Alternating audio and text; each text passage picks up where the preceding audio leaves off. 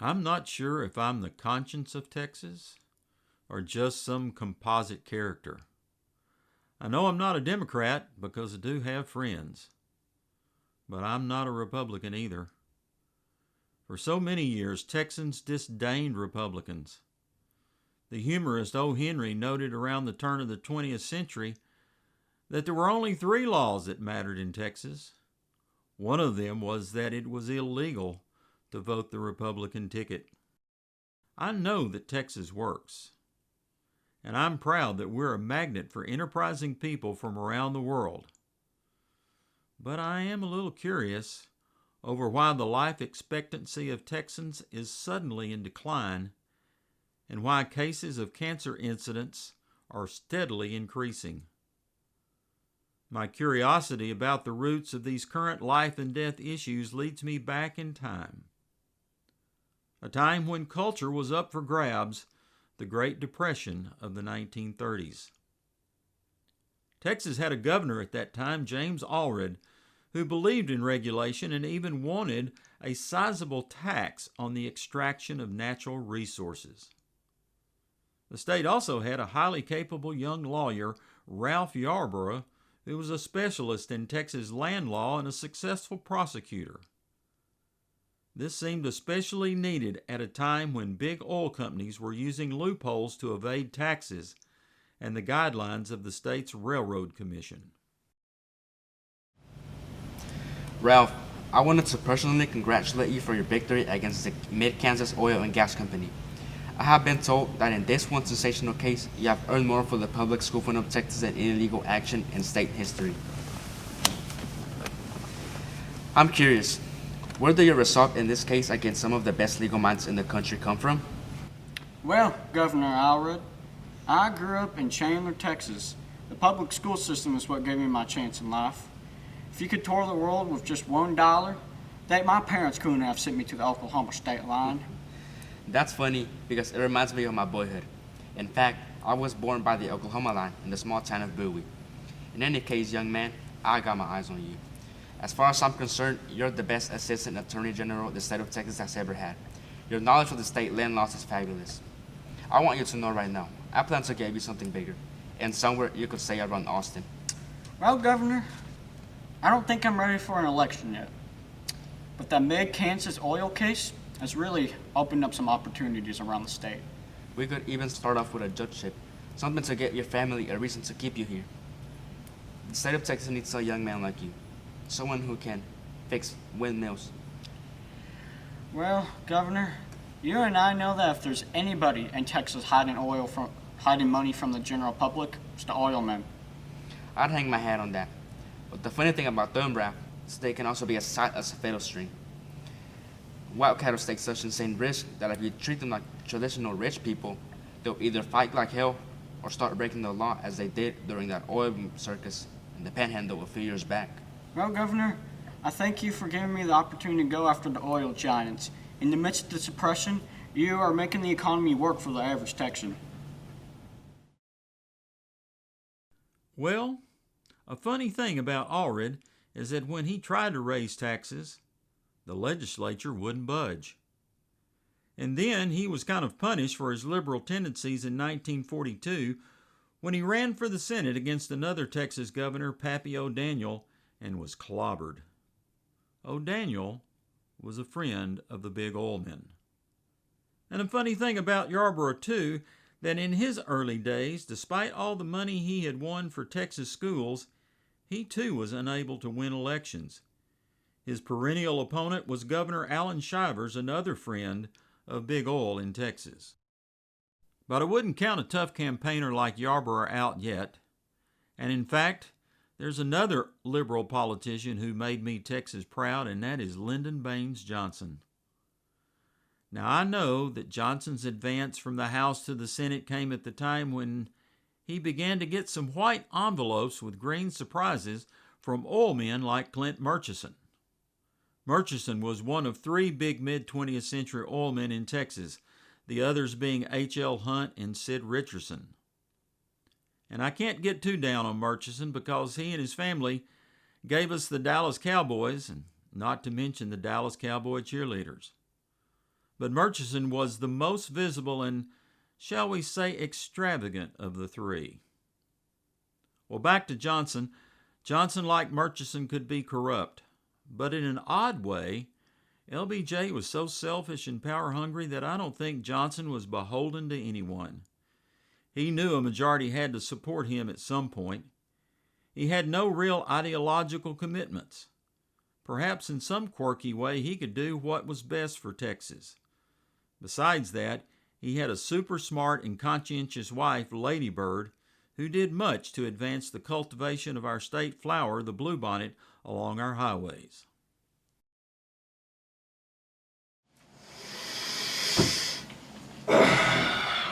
Can't sleep. Well, Samuel Johnson, it may be an indifferent night, but I think a lot of good's coming together. Lucy's gaining weight, and Linda had her first day of kindergarten. And our manager at the KTBC radio station said that our advertising roster should get us up to $100,000.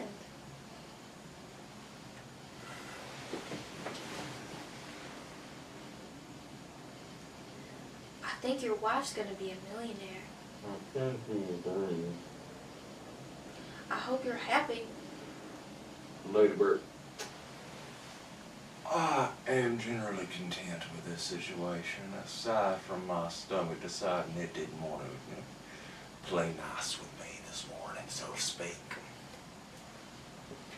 Lyndon, I tell you again and again. Too much alcohol on an empty stomach. You don't eat right, and then you drink too much. Oh, dear God, help me, we're going to have this conversation again. Lady Bird, I have got a revolving door of clientele. Oh, now, it'll all be worth it, because I'm doing very good in the Senate, I should think, and I do reckon it. Now, I have just today gotten 2 new staffers. I have got the best food and travel budget of any senator right here and right now. And I have got a fully stocked bourbon cabinet for usage when those old dogs come round wanting to do some real business. Now, Lyndon, I know you're not stealing from our radio station or the Soviet, and our finances are the same. So where is all this extra money coming from? Now, darling, don't you worry your pretty little head about that. You worry about your duties as my wife. You worry about getting my breakfast to me in the morning, 2 sunny side up at unbroken yolk eggs with some black coffee. Oh, dear Lord, I'm salivating at the thought. And that nice morning post to start my day. Lyndon, I mean, I could understand with the helicopters in Stinson during the election, but money is not like sand on the sea.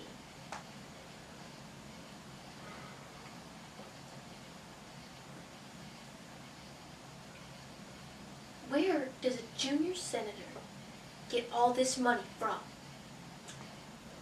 Well, if you're so concerned about the matter, dear, I have got quite a few supporters here in Texas for whom have supported me in my campaign. They have gone above and beyond, so to speak, in helping me with this campaign, and have learned to back me in that same fashion, which, quite frankly, is something I do really well wish my wife would learn a thing or two from.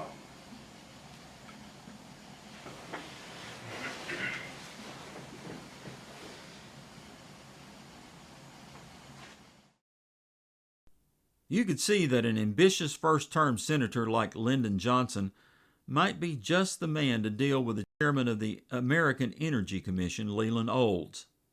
Olds, a New Englander who had received his highest degree from Union Theological Seminary in New York City, was acutely aware of how resources like oil were readily available only to a select clique of oilmen. Moreover, that clique was moving west. Olds favored federal policies that would give consumers the power to check the producers of oil. Unfortunately for Olds, Lyndon Johnson had already wined and dined several senators, including one Senator McFarland of Oklahoma, who in hearings about oil had some tough questions for the energy czar. It is evident that Mr. Olds would restrict their returns on the basis of original cause, would strip all gas moving in the interstate commerce of any value as a commodity, and would pursue a so-called investment rate principle to its ultimate result, a vanishing ban rate. Mr. Olds, this testimony that you are about to give Senate, the chairman referred to a report of the majority and a report of the minority. This report that you're about to give represents your own views. Is this correct? My views in support of the majority's report. But we want to know whether what you are saying represents your own views, or is a compromise of the majority. Senator, with all due respect, I would not be putting my name on the line for a cause I did not personally support. You have the floor, but keep it brief. Senator, your misuse of my words is a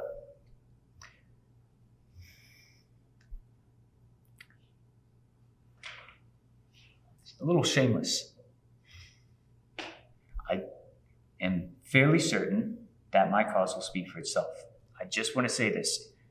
If a producer finds it in his advantage to sell by utility market to utility market, and he decides to do so thereafter, I think he should be subject to regulation because it is a utility business just as much as sale by pipeline to utility market. He could choose, however, he can say, I prefer not to sell to utility market. And in that case, he can keep his gas and sell it any way he wants. But once he chooses to supply a utility market, then he assumes that responsibility, which both the federal government and the state governments have indicated require regulation in order to protect all interests concerned. It is the government's responsibility to regulate these sales, and it would be irresponsible to allow a producer to sell his wares to a utility completely unchecked. This is common sense. Both the government and the producer have roles to play. All I'm asking is that you let them play them properly. Nothing you do to try and twist my words will change that. Well, howdy. Mind if I join you for a game? I'll be damned if it isn't Clint Murchison. Come on! The game's just getting started. Join us. What are we playing? Some regular old card game. Don't know nondescript, you know? Yeah. Well, anyway, let's see. You know, Mr. Leland, I represent a group of oilmen who are very interested in your work, and we look very favorably upon you and what you've been doing so far. But it's just a shame that we have to be on opposite ends of our political spectrums. You flatter me. Yeah. Well, I'm just hoping we can resolve our differences some sportsmanlike way. What's this? Well, let's just call it a white envelope with a little green surprise on the inside. And you can keep it. You can keep it, and there's more like it where it came from. All you have to do is flip the coin and make sure us oil men, us humble workers, make sure we get our vote. I'm gonna stop you right there. I don't know what kind of man you take me for, but I don't want your damned money, and I don't want your offers. Now get out of here! All right. Suit yourself. And see you around, Leland.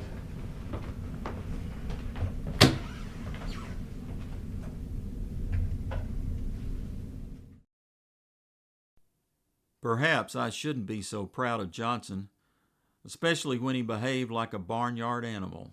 But he did have a way with words. He once called President John Kennedy's brother Bobby that little runt. And as far as Olds was concerned, Johnson and his aides rejoiced when they found older records of a younger Leland Olds backing communist principles.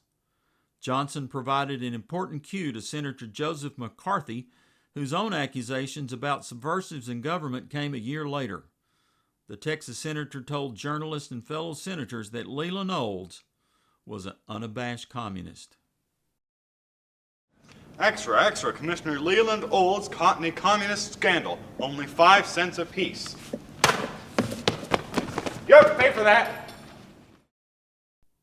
Lyndon Johnson, Clint Murchison, and other political leaders believed they were serving Texas at the time by preserving the Texas Tidelands District for state rather than federal use. This could have provided some nice beaches, but instead, it provided another rich field for oil drilling, and a new Texas multimillionaire oil man came on the scene. This was an SMU graduate from Dallas, William Clements. Bill, I'm just not going to give you a loan, plain and simple. Well, thanks for nothing, Clint. Now, don't be too hasty. I got a deal for you. Did you know that yesterday, our team got Leland Olds kicked off the Federal Energy Commission? Bill, not having the government right on your back is not such a bad gift, is it? Go on. You've got my attention now. So, what school is your Lucy Bird attended to in D.C.? The National Cathedral School. When I first graduated high school in Marshall, Texas, I began at a 2-year school in Dallas, St. Mary's Episcopal School for young women. After that, I became Episcopalian. Well, is Lyndon an Episcopalian? He's part of the Christian church, on paper at least. Lyndon attends several different churches, and well, Well, what? he comes with me to the Episcopal services, but he has his quirks. For example, he mentions building a memorial for God. Usually a memorial's something you build after someone has died. Well, is he Christian? God is merciful, and yes, I do think he is Christian. Well, my husband, Ralph, and we are Methodist, and in that we agree 51% of the time. We are from the small town of Chandler, near Tyler. I thank you for meeting with me. My husband would very much love to be governor or senator, and is very unhappy with the Shivercrats. Lyndon has his reservations for the Allen Shivers and his inane control over our state. All the oil men behind him, too. Your husband, he fought big oil, right? In the 1930s? Yes, he did. But I'm beginning to think that unless he opens up to the oil men, he'll never win Texas. And I mean, he's basically given his life away, and I fear he is wasting it. Opal, your husband and Lyndon, they're very close. Much closer than you think when it comes to civil rights and using oil money to pay for public services. If your husband would start playing with the oilmen and fighting for depletion allowances on the national level, he would begin winning. Hello, Miss Yarborough. Oh, Ralph, you poor boy. No one loses 3 elections. Well, I just did. And I keep on losing again and again. That cowboy, Alan Shivers, man, he really outdid me. Well, honey, you must remember our old East Texas saying that one can't get his lot unless he's prepared to boil the pig. What does that mean? Stop going against the oilmen and start using them. Honey, these men are totally against the society that I am fighting for. I think you need to keep a date with me and go to the Arts Museum in Dallas tomorrow. We can stay at the Hilton in the Arts District. I suppose. Well, it should be told that Opal's plot got Yarborough to see a recent painting purchased by the Dallas Museum of Art. It was The Oil Derricks at Night by Fort Worth artist George Grammer. Rather than portraying rusting gray networks deleting the countryside of color, Grammer adorned his derricks with coronas that glisten with life-giving light. A delft blue horizon holds out against the black Duco night. Copper tones and goldenrod colors appear, a testament to the wealth that oil provided, not only for the oil barons, but for the thousands of roughnecks, accountants, machinists, welders, truckers, and construction workers that Yarborough hoped to represent.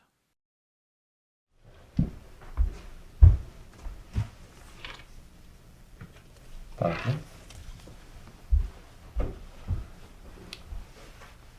You know, Ralph, I'm rather glad that our wives have something in common, as my wife's from Karnak and yours is from Tyler. Well, Chandler, actually. Irrelevant. Now, I do gotta let you know something. Now, Ralph, I like you. You stick up for the little guy. But I do need you to know something. What? That you are thoroughly a dumbass. Now, why am I stupid if I have paved the way for equality for society? Well, I'll explain. Now, you generally are pretty good about fighting for the little guy. But you have forgotten a very, very, very important group of little guys. Namely, our working class. More specifically, the working class working for the oil companies. Which, as harsh as it seems, are one of the bigger employers to our constituents.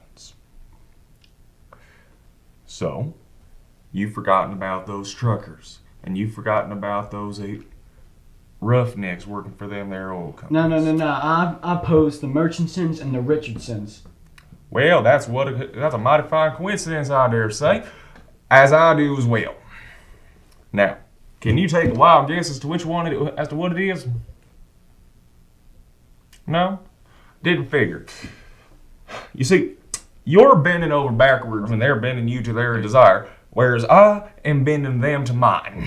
Now, how do you do that? Well, when you're the federal government, or any sort of government, you have to make a fair few compromises, as regrettable as it is. Now, that means you have to be able to fight for that oil extraction. You have to be fighting for their right to drill in the Texas tidelands. As lamentable and as irritating as it is. But. There are no buts, Ralph. The only but I want to see or hear is yours in that seat as I go and educate you on the matter. Now, I'm going to make a winner out of you whether you like it or not.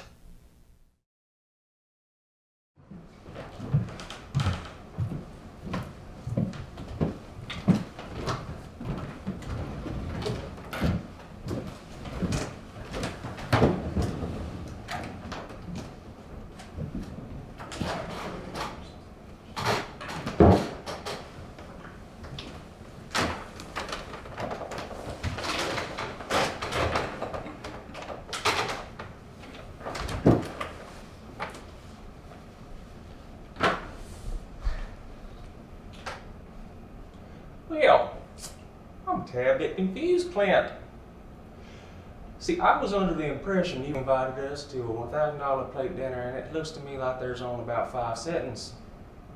Well, it seems that someone has jumped the gun and bought all of them. But that, we shouldn't worry about that. We have everything we need, and everything has been taken care of by a great guy. This guy, I mean, I tell you what, he has taken care of a lot of your investments in the oil fields. He has taken over the Tidelands in just one fell swoop. And his name is William Clements. Welcome, Texas Tide couple, and thank you to my dear friend Mr. Yarbrow here. It's me, William Perry Clements, the SOB of Texas. Sweet old Bill, that is.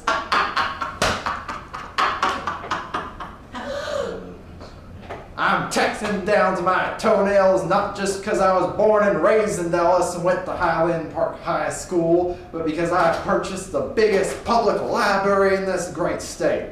Go on, ask me anything. Ask me any questions. Who was the first soldier to die in the Alamo? Do you know this ad who's petitioning to James Missioner for him to write a novel about Texas? That will be his only novel over 1,000 pages. I told him anything about Texas better be larger than life.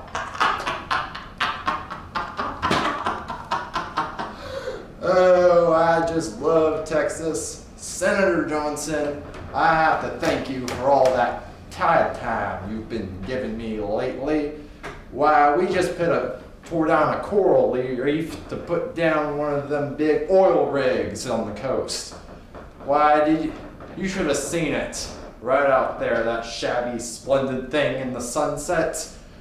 Oh, did you know the Texas Tidelands are making waves with the surfers? Apparently, the waves from the rigs out there beat anything they have in California. Not that you could know when the rigs are coming. That is classified information. And Senator Johnson, my friend here, Clint Murchison, tells me I have the bona fides to join your White Envelope Club. Well, that's great, Bill. Oh, Senator Johnson, every Texan sees you as the great enabler of the state. And, well, I was wondering if you could cut back on some of these governmental welfare programs, or 2, or 3. You see, we gotta stop playing nanny to our Texans. Let them pull themselves up by their own bootstraps like I did. Why, if the government provides those boots for them, their toe boxes might fit, and they might get the wrong size. That's what I say we do for this state. The only way to solve our problems is to work head first towards them. If all those young men want to go to college, have them work their backs off. Get all those unwed women out there working, and tell all those minority communities that if they want what they want, then they better work their backs off like me. I see this is very interesting now, and you have a lot of explaining to do. I must be a favored person to be invited to your bedroom, Lyndon. Actually, Ralph, I never know who I'll find in Lyndon's bedroom. The other day, 3 reporters were in here. Of course, this morning, the majority leader of the Senate is not feeling well. Well, let me start. Ralph and Lyndon, I believe that your support of the Texas Tribute to Policing Allowance has created a monster. Even the scent of this man repulses me. Not to mention his cigarette smoke.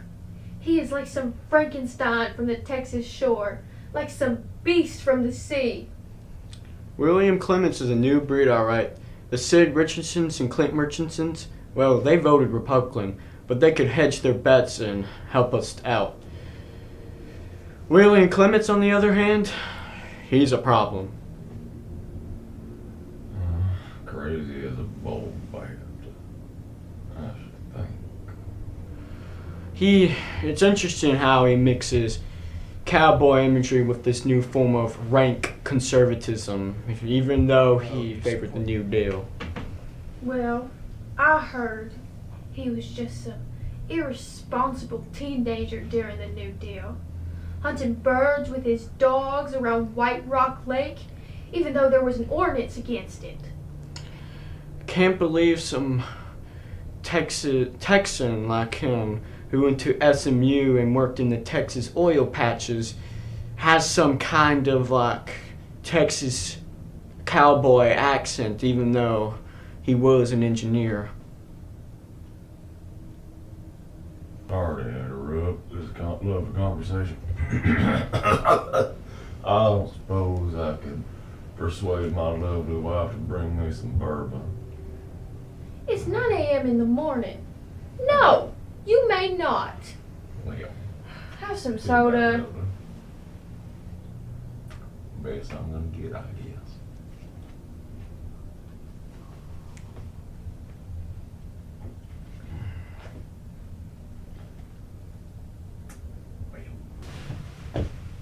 Well, I wouldn't worry about Clements. His conservatism, well, it's old school. He is so uncouth and unable to control his emotions. He can't even talk in any sort of winsome way. Without any major coaching, he won't be able to influence the general public and call the shots in Texas.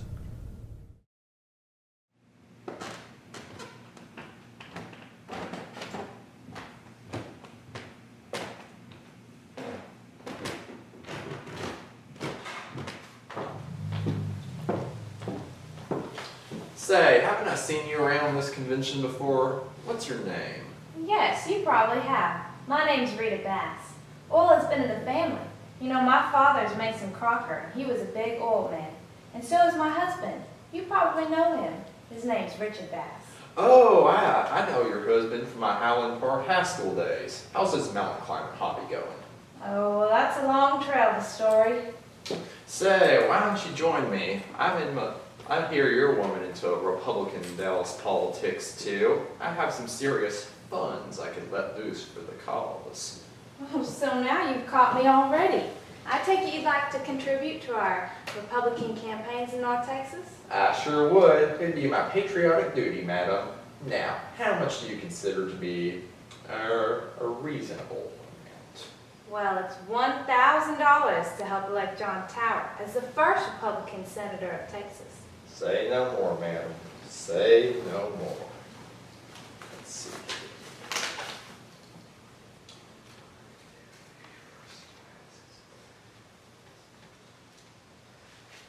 Here's $3,000 for your campaign and $2,000 for whatever fees you may come across.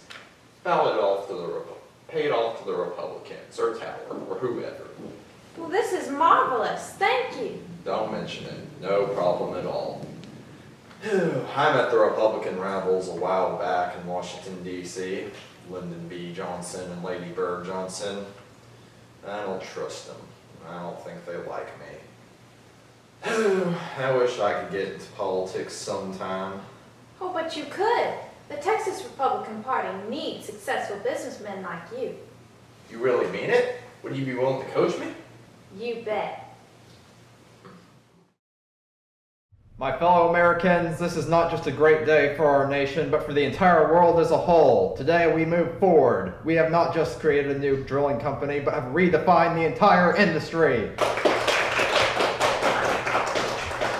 Gone are the days of disunity between nations, meager oil supply, and mediocre labor. Today we will start drilling everywhere in the world. We have rigs in America, off the coast of Mexico, Switzerland, even India and France. Today the world unites under SEDCO.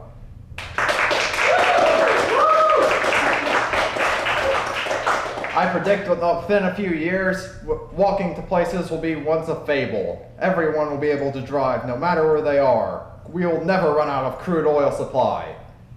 However, I would like to address some skeptics in the room, mainly our would-be investors who are a little leery of us and our enthusiasm of our mass drilling in the Texas tidelands. To them I say, the time has never been more ripe. We will drill everywhere. We will yield thousands and tens of thousands of crude oil barrels a day, with the unity of the nations all working in one. Why, the only thing that separates us from a modern day Tower of Babel is the fact that God himself smiles upon the nations. Today we move forward under SEDCO.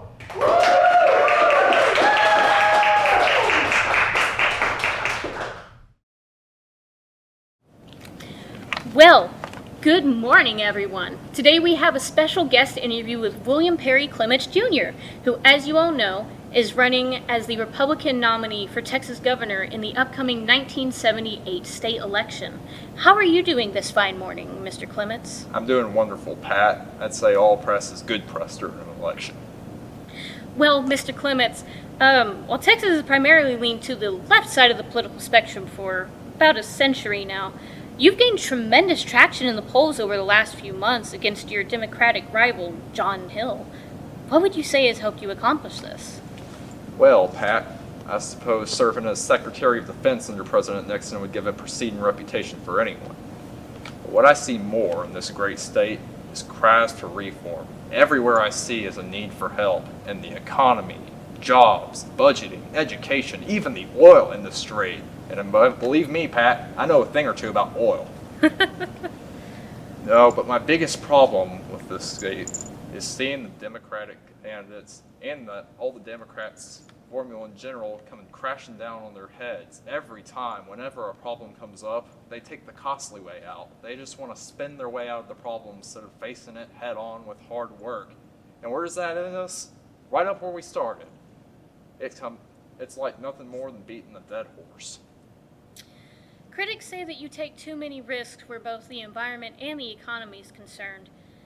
They claim that you view the state too much like a businessman and not a seasoned politician.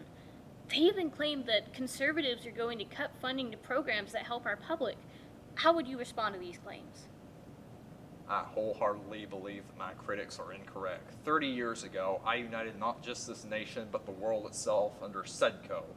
And I believe wholeheartedly that in order for success to happen, there needs to be unity. And a unified economy is a strong one indeed. So keeping my promises to the people is going to be my number one focus this election. Unlike what my rivals say, I wholeheartedly believe that what they claim about me is false, Pat. Well said, Mr. Clements. Folks, this is gearing up to be quite the interesting election. I'm not a betting woman, but if I had to wager my money, I'd put it on our friend Bill right here. We'll be right back after these messages. My darling, both God and luck are on our sides. The minority communities may just be what I need to pull ahead in the polls. You certainly pressed the right buttons today during your interview. The oil men and the rural voters sing your praises. I just can't believe you'll be the first Republican governor since Reconstruction if you win. Win, I win. It's even more amazing watching the Democrats' tried and true formula come down on their heads. No longer will they be able to spin their way out of whatever bumps or potholes they come across on their road of problems. People are tired, dear. They want something new, something fresh, something big, someone else to follow, and someone else to blame. I feel like that's all I hear in the news nowadays. People don't want to solve the problems that are already there. They simply want to put the blame on whatever official who's already in charge. Democrats only have themselves to blame if they don't vote for me. In truth, the oil men and the liberals need each other. Everything the Democrats want, whether it be better education, infrastructure, or welfare programs, can all be done with oil drilling in the economy. Drill everywhere, I say. Even a little drilling will do wonders for this economy. The oil men were right to side with you. I just can't believe it took this long for Texas to wake up from their daydream. Maybe we can finally solve some problems around here instead of creating them. And that, my dear, is what is going to allow us to emerge victorious. Come in. Big news, sir. They seem to be giving me a lot of that since I became governor. More complaints from the left, I suppose. No, sir. The Ixtoc 1 just blew out. The reserves are draining into the Gulf as we speak. What? How could this have happened? We currently don't know, sir. The press suspects safety oversight. The Ixtoc 1 is in the Gulf of Mexico, not Texas. Does the spill pose any threat to the Texas shorelines as is? Not currently, sir, but we should be prepared nonetheless. Yeah, that buys us some time. What are the investors saying? They're as alarmed as we are, sir, but don't you think shore protection should be our priority? I've seen many oil spills within my lifetime. If Pemex gets their act together and the authorities work with them, they can stomp out the flames before they spread. I was elected on behalf of the oilmen and the businessmen who invested into my campaign, and I intend to keep their promises to them. Their unity ensures everyone else's. Let's let Mexico clean up their messes before we start. Are you sure that's wise, sir? If I second guess myself, I wouldn't be elected, would I? Call the backers. Yes, sir.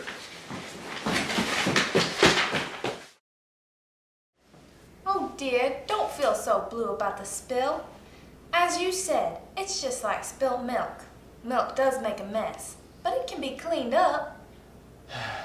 My darling, I have begun to worry that my public image has begun to sag. Well, that will never happen, Bill. You were the first Republican since Reconstruction to sit in the governor's mansion. And you were the one who started drilling in the tidelands before we knew for sure that Texas would have it. And I think people should admire you for taking that risk.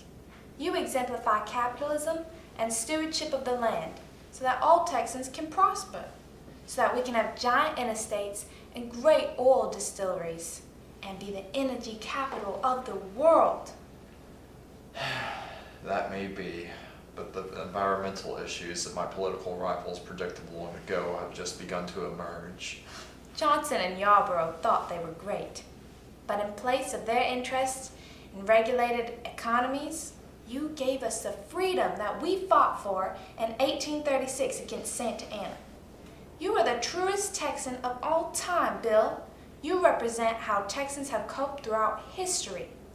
They had a situation, they made the best of it. If they needed wheat and a plow up West Texas, they did it. And if they needed billions of barrels of oil to whip the Nazis, they did it. You are a true hero, now and forever, Bill. Thank you, darling. I couldn't have said it better myself. Rita and Clements clicked to a degree that helped change the political direction of our state. Despite his anger management issues, Clements was the man for her after being humiliated in her own first marriage to mountaineer Richard Bass. The marriage of Rita and Bill Clements lasted until his death in 2011. When Rita met Clements, her husband Richard was living apart at his snow resort in Utah, partying each weekend with lovely women from around the world. Rita ricocheted from her shame to become a fanatic on behalf of her new husband Bill and the state's First Lady. If truth be told, her campaigning in West Texas probably put Clements over the top, as he won the governor's election in 1978 over Democrat John Hill by a razor-sharp margin of 50 to 49%, thus initiating Republican dominance in the state that has continued to the present day. As for Lyndon Johnson and Ralph Yarborough, we had with them some of the last of the state's liberals who might have re-envisioned the state's petroculture. Johnson did sign the first of many Clean Air Acts as president, and Yarborough helped preserve natural areas Texans today revere, such as the Big Thicket, South Padre Island, and Big Bend National Park. Still, the liberals in the main were bought off by the oil companies, and in the end labored to make room for William Clements and the Republican Party, a man and party they disliked. As for the spilt milk, well, we are still living with that today. During the time when Clements was a two-term governor, the state built 10 new power plants, and these coal-burning facilities and others like them have helped bring toxicity to every corner of the state, including trace amounts of lead and mercury. The Texas car culture, which seems to permit a vehicle for every adult, may also be becoming a menace in our big cities. Here, TRAP, traffic-related air pollution gases, are, according to experts, shaving about a year off the lifespans of those who are daily dependent on the larger highways. So this is our past. What are we to do with our future? As a proud Texan, I realize I may be a little too proud of all the money we have been able to spend and the things we have been able to afford. Like Johnson and Yarborough, I too have made my peace with big oil and cheered the philanthropy and dynamism it has brought to our state. As for the future generation, I have one story to tell.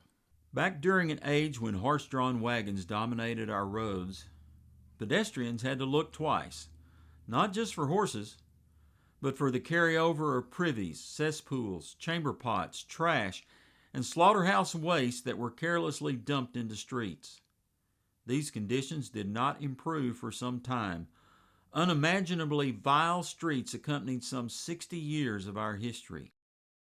The churning umber ooze of these thoroughfares attracted flies by the millions, and other insects that served as vectors for over 100 pathogens, including Shigella, Campylobacter, Salmonella, Enterohemorrhagic E. coli, Bacillus anthracis, and Vibrio cholerae. We solved that problem, ironically, with the use of automobiles. But now I reckon it will be incumbent on a new generation to find yet another solution. It isn't getting any better. In fact, our acceptance of petroculture is part of an even larger toleration for contamination. Currently, Texas has over 50 Superfund sites, with wastes that are obviously hazardous to human health. Many of these sites lie on the boundaries of poor urban neighborhoods where tens of thousands of people are exposed to toxic materials on a daily basis. Then there are over 200 landfills which are not getting any better or smaller, contaminating groundwater and leaking sizable amounts of methane into the air. Given these issues, even I must reflect that pride, yes, even Texas pride, will come before the fall. Somehow, I need to prepare myself for a reset. I need to become more conscious of the ways I might be breaking my own law not to mess with Texas. I don't want to have lived only to destroy. But I am confident that we can find some way to rethink habits that have become injurious. We cleaned our streets. Though a recent study attests that I still wouldn't want to live by it, the water of the Houston Ship Channel has gotten better. To some extent, wind and solar power have diverted the problem of acid rain. We have learned to compost and tolerate unleaded gasoline as well as reusable bags and bottles. Both our former governor, Pappy O'Daniel, and that persevering Texas troubadour, Willie Nelson, used to sing the song Beautiful Texas. Our own state anthem tells of a place so wonderful, so great. I believe that with God's help we will succeed.